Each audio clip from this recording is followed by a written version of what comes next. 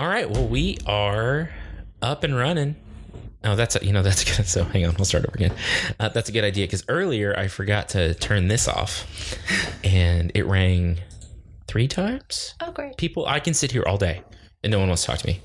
And then I start doing something like this, or I leave the office, and everyone's like, who I should call? Well, in 3 days I had 45 messages. That is ridiculous. Do you know when the last time I had 45 messages? Probably. The entire year hadn't been there. I was gonna say probably not. No. At all. No. Even a little bit. That's crazy. What is up, plant people? I hope you had a wonderful Thanksgiving. It is Tuesday, December 3rd, 2019.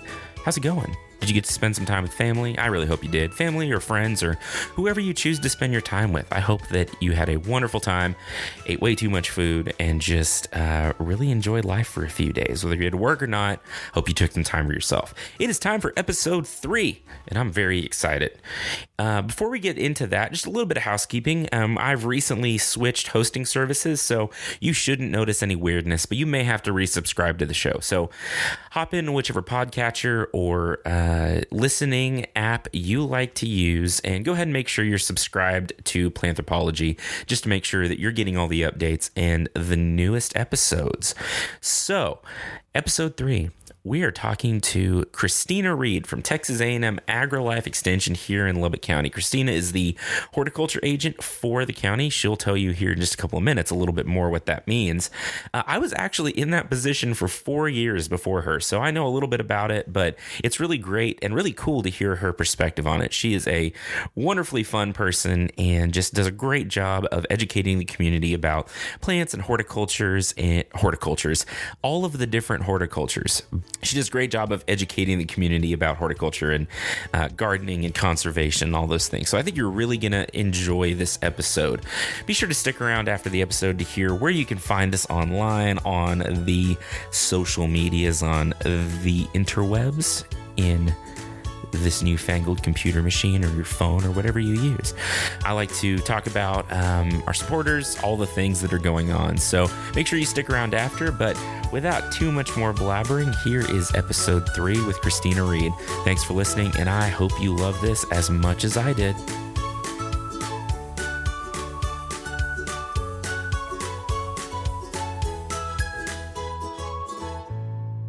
Okay, well, we are up and running, so thanks for coming in today, Christina. Thanks for having me, Vikram. I'm really excited to be here. So, introduce yourself a little bit. Tell me about yourself. So, I am Christina Reid. I work with Texas A&M AgriLife Extension Service in Lubbock County. I'm the horticulture agent here in Lubbock. I am a 32-year-old Texas Tech graduate. I have a bachelor's degree in landscape architecture with a minor in horticulture. Okay. Yeah. That's about me. That's it. Okay. Yeah. No, that's good. That's good.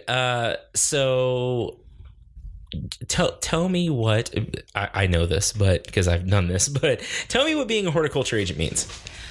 Oh, goodness. Well, here in Lubbock County, being a horticulture agent means that I assist people in Lubbock County with their gardening problems, whether that's why my tomatoes didn't do well this year, to how I can conserve more rainwater, how can I make my yard more economically friendly and environmentally sustainable, what can I do to attract pollinators, that kind of thing. Good stuff. So why didn't my tomatoes do well this year? I'm just kidding. We had too much rain this spring. It was wet. It was wet and soggy, and they all got diseased and they all died. Yes. And it was terrible. Exactly. Yeah. So how long have you been doing this? So I've been an extension agent here in Lubbock County for a year. I was an extension agent in Oklahoma County with Oklahoma State University for about a year as well. In between the two, I actually practiced some landscape design. Oh, cool. Yeah. Yeah, you said so your bachelor's is in landscape architecture. What got you interested in that? Well, I really like to see a project from start to finish. So I really like to see things come together conceptually and then actually watch it be implemented and be able to tweak it and then see the finished product. Okay. That is really something I enjoy personally. It's things from start to finish. Sure. So landscape design gives me that ability to see projects from start to finish all the way through. So that's why I chose it. I really liked plants and being outdoors, and again, just being able to see projects that way. So are you from Lubbock? I'm not. I'm originally from the Dallas area. Okay. I graduated from Rockwall High School. Okay. Yeah. Go Cool. Yellow Jackets. Yeah. So things grow in Dallas. Yes, they do. And they pretend to grow in Lubbock. Well, we have just slightly different soil types, slightly different annual rainfall totals. So it's a matter of just really being in tune with your environment in order to tell what's going to grow and what's not. And yes, there's a big difference between here and Dallas, more than just 5 hours on the highway. Yeah. It's funny that in Texas we measure everything in hours, right? It's like with miles don't even mean anything. No, just hours. How long will it take me to get there if I drive 85 miles per hour? Well, I can tell you from experience, it will take you 4 hours and 45 minutes from my home here in South Lubbock to my parents' home in North Dallas. That's impressive. Mm-hmm. Wow. Yeah, that's pretty impressive. I don't think my dad lives in like the western part of the Metroplex, north of Fort Worth, and I don't think I've ever made it. Well, okay, that's not true. I think I made it that fast when I was in college, but anymore I don't maybe quite drive so fast. So actually I made that drive yesterday.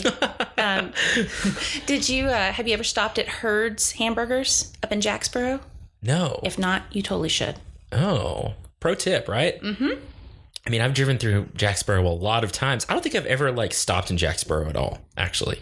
You're missing out. Okay, Herd's Hamburgers. So, listeners out there, if you drive through Jacksboro, America, stop. What should we get at Herd's Hamburgers? This has nothing to do with plants. Well, they only have hamburgers. Oh, so you should get a hamburger. That makes sense. Yeah. Yeah. See, now that I say it out loud and I hear it, that makes sense to me. Yes, their bacon cheddar burgers are really good. Okay. Yeah, no, see, now I have to I need an excuse to go visit my dad, but I need to go visit my dad and stop for hamburgers on the way.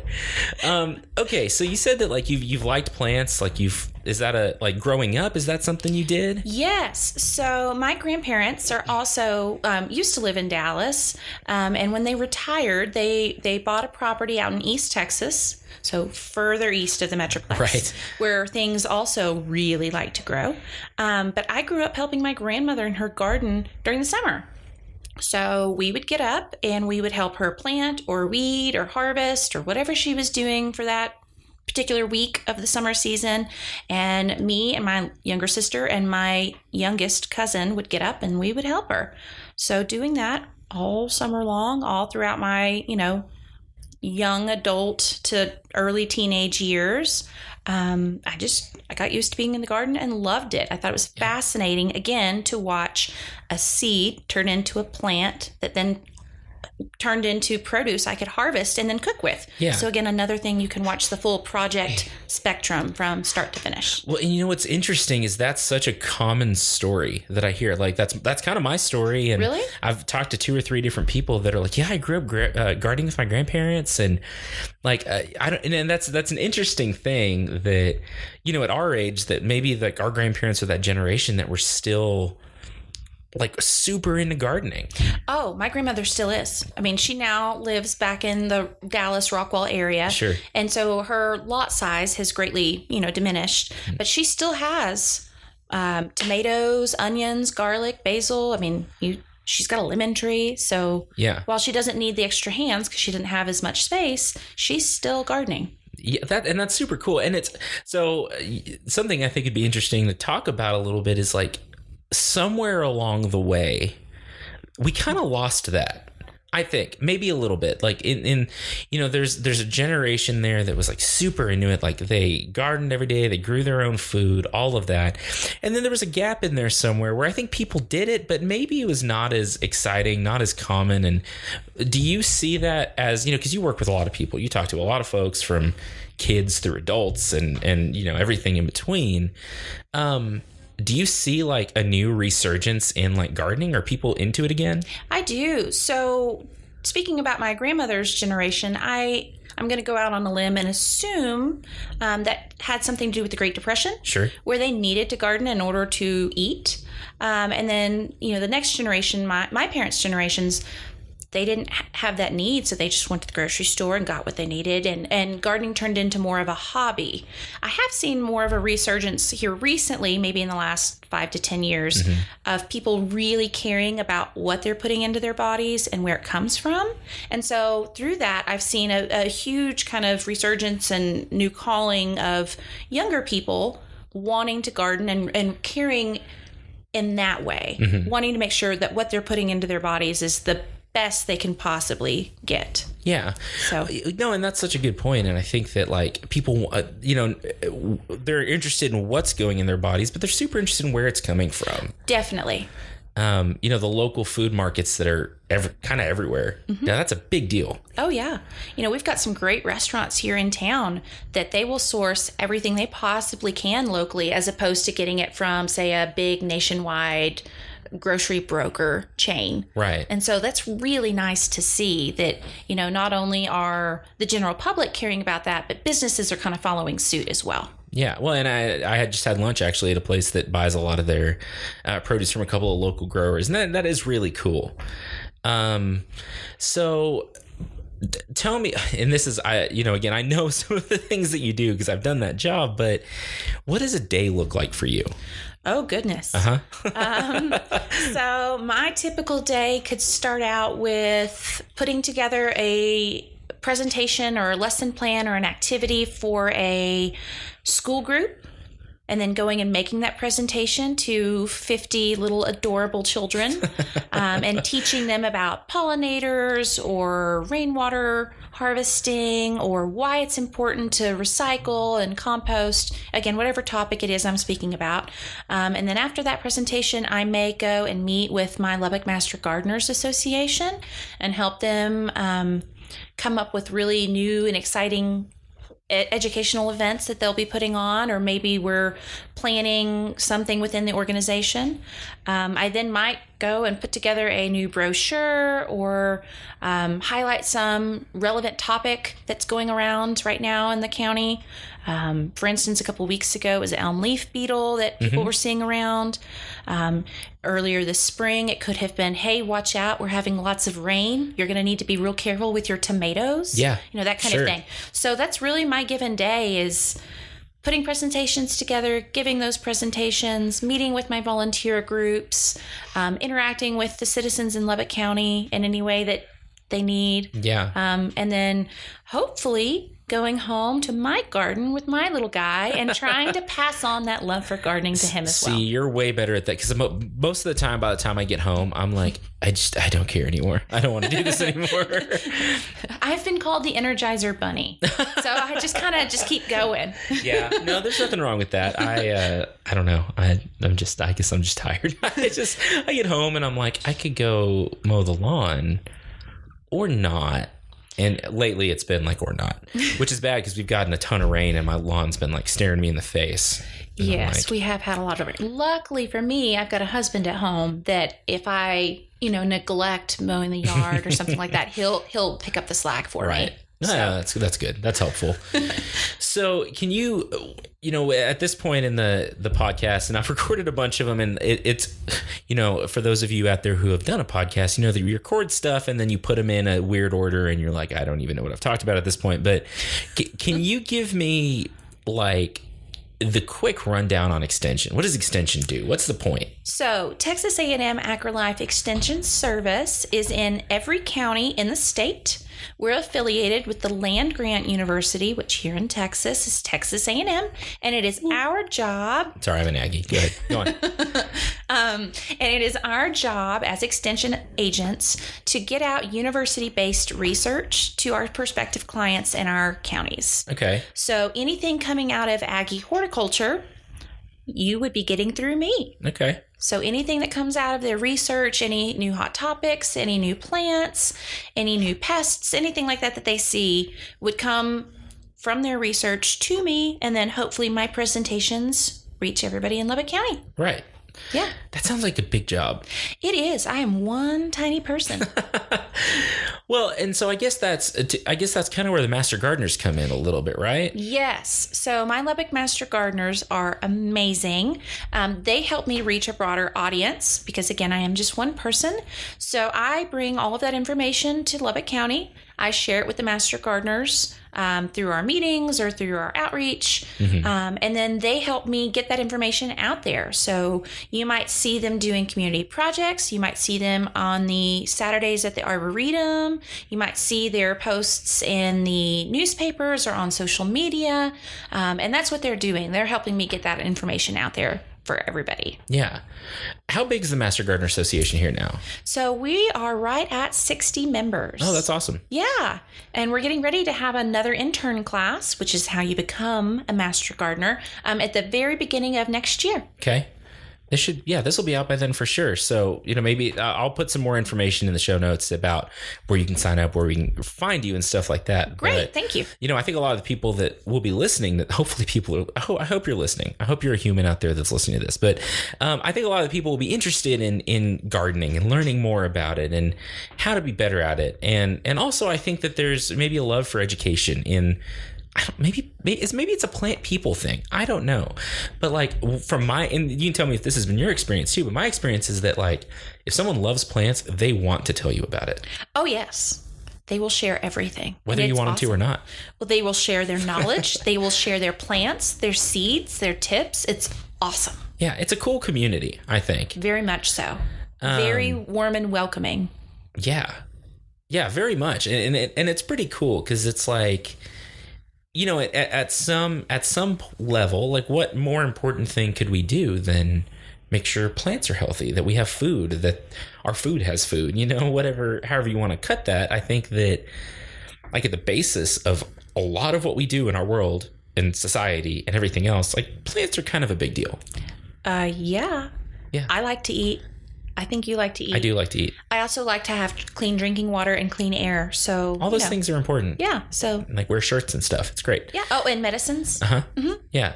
So and part of the reason we're doing this at all is I think that maybe it's not as that plant science has become maybe not as popular as a lot of things, right? It's when I can take an electric vehicle and put a dummy in it and launch it into space, that plays pretty well on social media. Yeah, but once you get to space, what are you going to eat? Yeah, what do you do? Nothing. With an electric car. Yeah. You need food. You need to grow whatever. That battery's not going to taste good. No, I've seen The Martian. I mean, that's probably not very good science, but whatever. In any way. So what kind of for you, for those of y'all, I'm going to edit this part where I'm rambling and saying the word "so" a whole bunch, so I'm just going to keep going. But for the people out there that don't know much about it, extension agents and extension professionals and educators come up with a couple of plans of work for a year. There's some topics that you tackle. There's things that you focus on in, yes. So what are your favorite things to talk about? What do you like to teach? What do I like to teach? Well, and funny you mentioned program plans. They're due next week. Oh, no. That was my least favorite time of year. I really like to talk about our native pollinators and how our insects really improve our plant health and our plant productivity. I think that's really fun. I'm really into edible landscaping, especially with heirloom varieties, and specifically, even historically, significant varieties. Oh, that's cool. Because I'm a weird nerd like that. That's okay. We all are. History and plants, sign me up. Also, I think it's just really fun to see really nicely designed landscapes that are environmentally conscious. So driving around town, I mean, you can spend $10,000 and have a really nice landscape. But chances are, 5 years down the road, if you've not been conscious, or your designer or your installer wasn't conscious about what they used plant material wise, it's not going to be there. So I like making bookmarks as I drive around town and see new landscapes going in. I go back 5 years later and see what's still there and what's survived. Yeah. And make sure that, my radar is still in sync with what the environment is saying to do. Sure. So kind of cool to see. No, and I'm glad you said that, because again, when people kind of hone in on the point of the podcast, it's validating for me. But so the podcast is called Planthropology. right? So like the historical and human aspect of plants, like how do we react to them? And so you said, history and plants, sign me up, and some of the heirloom varieties. And it's interesting because I think we almost see like the historical record. Like if you look back at landscape design through time, and that's kind of what you're talking about doing, is you drive around and what is the climate saying? What is the environment saying? What can we still do or not do? See, I'm just a weirdo like that. No, I think it's great. I think that history is important in that way in any field, right? Whether it's, social sciences or anything else. Business. Yeah. Oh, yeah. Any of those things. I think having a historical record and knowing what people have done in the past and what has worked, and we can compare what works today with what worked in the past. And I think we get a pretty clear picture of how things have changed and how society has changed and the climate's changed and all of that. I think that it's kind of a big deal. Yeah. I totally agree with you. And again, those are just my personal interests already. So that lines up pretty well. Yeah. Well, and if you see me driving around town looking very perplexed or confused as to, like what I'm doing, maybe I've lost my mind, it's because I'm making a mental image and trying to, again, make a mental bookmark of where I am, what I'm looking for, and remembering to come back. Yeah. So you talked about edible landscapes a little bit. Yeah. Some people call them multi-purpose or multi-use or dual purpose, but I think edible landscapes probably is the best way to describe that, because that's what it is. What in West Texas or, wherever, what kind of things can we and maybe should we be using as part of our landscape designs? Well, depending on what your climate conditions are and what, environmentally you have on your site, anywhere from large shade trees down to your perennials, you do have some edible options. So just being conscious of that. I mean, rather if you decided to use, say, an evergreen shrub for a foundation planting, instead of using a boxwood or an Indian hawthorn, maybe look at using some of our rosemary. Oh, yeah. Hey, there's an edible substitute for an evergreen shrub. Or instead of maybe using an annual ground cover, maybe look at using some really cool oregano or some vine tomatoes, cherry tomatoes, Sure. having those vine out across.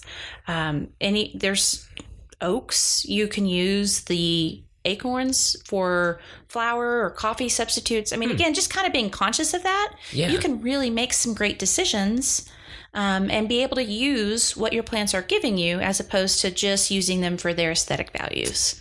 Yeah, and I think that's such a cool thing. I think it's such a cool way to approach gardening and landscaping and all of that. Well, I mean, I look at it as if I have to take care of it, I would rather it be pretty and give me something back. Yeah. So if I have to prune and check on its health and water and fertilize and do all those things, I should be getting something back for my time, right? And it's going to look pretty, but I want to be able to use it. So I just think that's really important. Yeah, absolutely. And then, a lot of our edible plants are great at supporting pollinators and great at supporting wildlife and all of that. Yes, very much so. Although I'm going to be fighting the birds and the bunny rabbits and jackrabbits. So for me, that's a downside because I would actually be using those plants. Yeah, that's true. I would be a little upset if the animals got to them, but the pollinators could have all they want. Right. No, but that's actually a good point because we talk a lot about attracting wildlife and things like that. But yeah, if you're going to harvest your tomatoes, you don't want the birds to get it first. Right. Or if you've got, a fence line planted with grapes instead of trumpet vines, you probably want to get some of your grapes and harvest them and eat them or whatever. And birds don't mind eating them sour.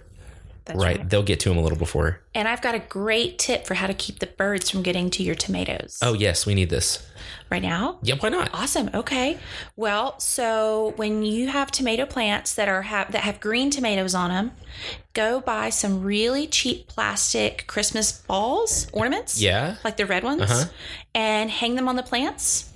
Even right next to your green tomatoes, the birds will come and peck at the balls and get really frustrated that they're not getting the water or the nutrients out of them like they would hope with the tomatoes. They'll eventually give up and remember that, hey, there's something wrong with those tomatoes and not come back. So I hang them out there first thing in the season, again, when I've got green tomatoes, and I don't have to worry about the birds the rest of the summer. That's a great idea. So you just fool the birds. Yeah. Yeah. For like 99 cents. That's a great deal. At Walmart. Uh-huh. It's great. I'm thinking through that. That's really a good idea. It's really easy. Because, yeah, you can kind of train your wildlife that this is not a thing you want to eat. If you can figure out how to train the rabbits and the jackrabbits, you let me know. But the birds I've got down. Yeah. For those of you that have never seen a jackrabbit, because I think there's a lot of people in Texas. I had a friend up from Houston one time that, like, we were out at, I don't know, Ranching Heritage Center or something. Oh, and cool. we were like, I was like, oh, look, a rabbit. And he was like, that is not a rabbit. It's like the size of a beagle. They're huge. They're mean. Which I guess technically they're a hare. They're a lagomorph, but they're a hare. It doesn't matter. I was about to say splitting hairs. I'm so sorry. I'll see myself out. But this podcast is 80% dad jokes. So where do you see... two questions, and we'll take it one at a time. But okay. The first question is, with extension and the public education you do, where do you see that headed? What do you think's changing in it? Is it like you're all still doing the things the same way, or things evolving? No. So, most people nowadays are getting their information online or through social media. So not just websites anymore, and really not even Facebook. They're getting it through things like podcasts or Instagram or Snapchat. And so for organizations like mine that have been around for, 100 years, we're really having to revamp to make sure that we're reaching the audiences that we're trying to reach. I mean, the information that our researchers are doing does us no good if nobody ever gets that information. So through podcasts like this one, thanks Vikram. Yeah, absolutely. And online newsletters and social media, also mass media, I'm trying to get the information out there. Yeah. Well, it's using your tools, right?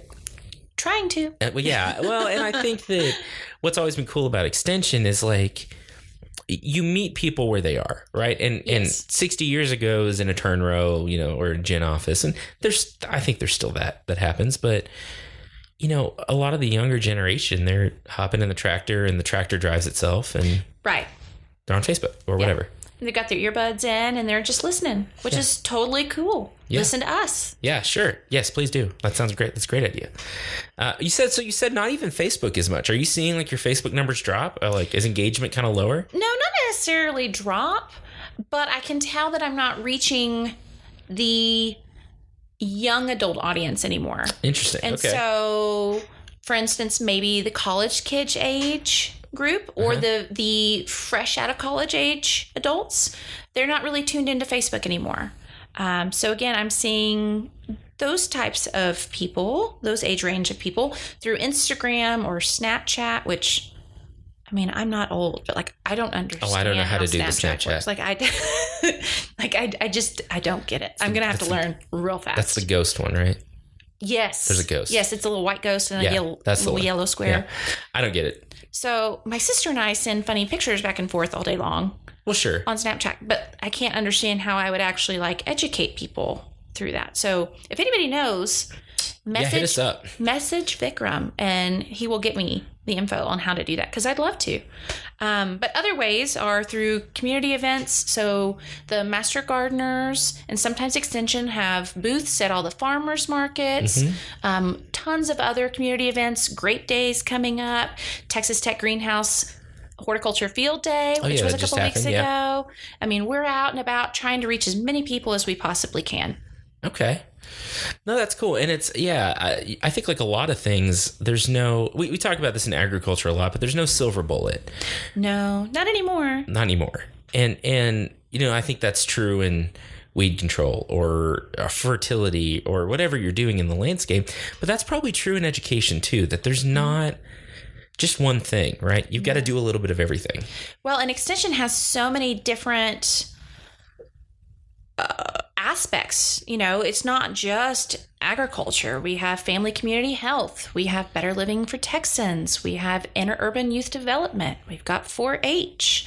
We've just got so many different topics that we cover. And we have so many different audiences that it's hard to get everybody. Yeah. So just within the Lubbock County office, I mean, we each agent does something completely different because we're trying to reach a different target audience. Yeah. So. Yeah, for sure. And so that's, I mean, it's a big job for sure. So as part of, I said I had 2 questions. It's a couple more. Oh, sorry. No.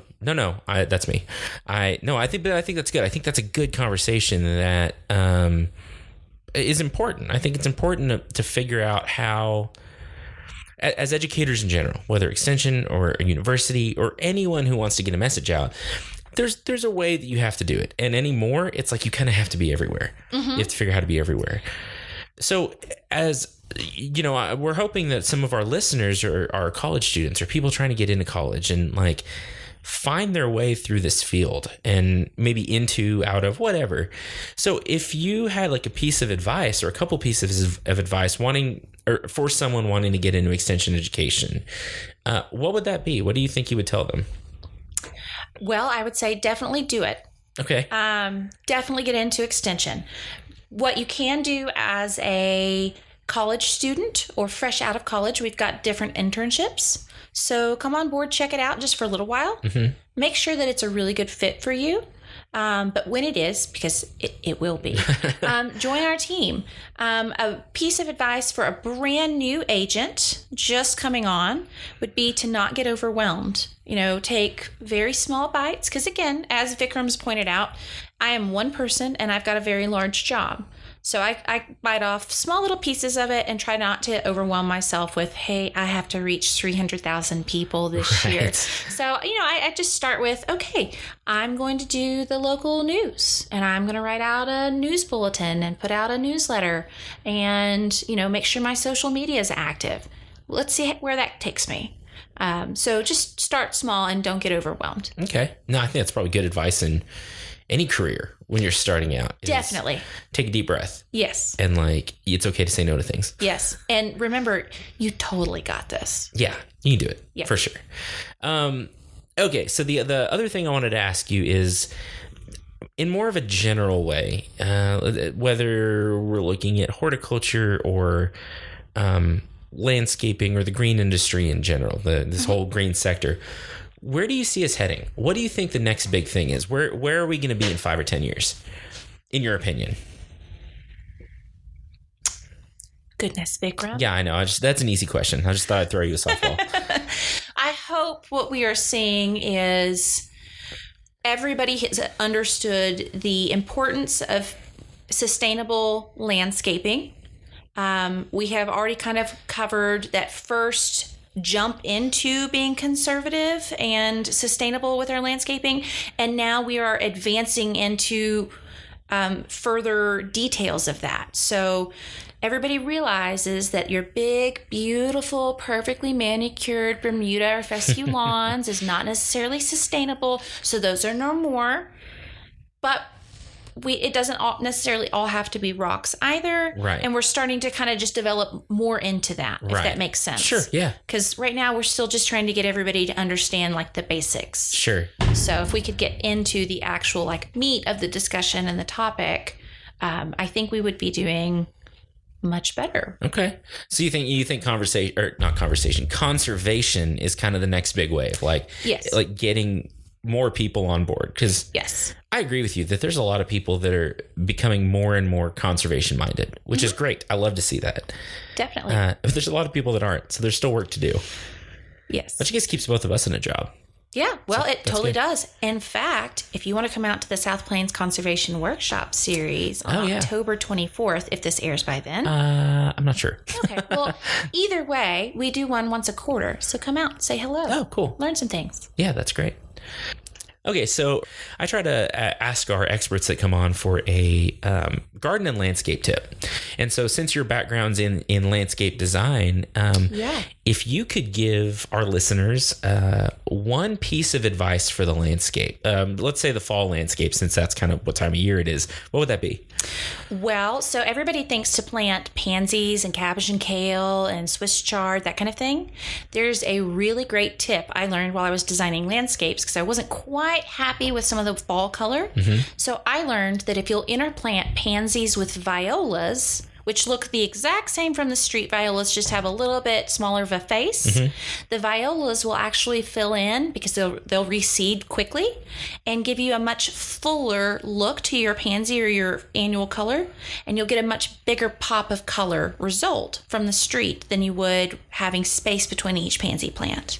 So intermix your pansies with violas. And plant them in mass. And plant them in mass, yes. Cool. That's good advice for sure. Follow up to that, when should people be planting their pansies? Well, now, which would be October 10th, is a really great time, right as we start to kind of change over from the heat of the summer into the fall. Once the summer heat really breaks, go ahead and start getting in your fall plants. Cool. Try to do it before our first hard freeze, which might actually be tonight. It might, which should be super weird. It's super early. Super early, but we've not really had a fall because today it's 85 degrees? 85 or something. Yeah, it's stupid. So, high fall for like 4 hours. And then hello, winter. Yeah, that's kind of how. And then it'll be 90 again next week. So, whatever. Yeah. Welcome to West Texas. Yeah, that's pretty much it. So, hey, thanks for being here. I appreciate you coming on and talking with me for a while. Plug your stuff. Where can we find you online? What do you want people to know about? Well, thank you for the invite, Vikram. I really appreciate it. So you guys, all of you lovely listeners, can find the Lubbock County Extension on our website and on social media. And also the Lubbock Master Gardeners Association. I'll give you their website first. So it's www.lubbockmastergardeners, that's with an S, plural, .org. And then our horticulture social media page on Facebook is Lubbock AgriLife Extension Horticulture. Okay. Look us up. Yay. And then the county website is lubbock.agrilife.org. Great. Cool. All right. Thank you. Thanks again, everybody. All right. Thanks for listening, and we'll see you next time. Like my past self said, thanks so much for listening. I just really appreciate you being a part of this, and I hope you really enjoyed this episode. You can find us online at www.planthropologypod.com, on Instagram, Twitter, and Facebook. As always, thanks so much to the Department of Plant and Soil Science here at Texas Tech for their support and just for being really behind what we're doing here at the show. As always, as well, do me a favor and rate, review, interact however you can. I would love to hear your suggestions. If you've got ideas for topics or potential guests, send those my way too. But telling your friends about the show, reviewing us on Apple, on Spotify, CastBox, wherever else you can, even on social media, goes a long way to making the show better and getting it in more people's ears. I appreciate y'all so much, and I hope you have a wonderful 2 weeks. We'll be back on December 17th with Russ Plowman, who's an instructor of floral design and a researcher in ornamental horticulture here in our department. And then we'll have a super secret special bonus episode that's going to drop on Christmas Eve. Thanks for listening, and I will talk to you in a couple of weeks.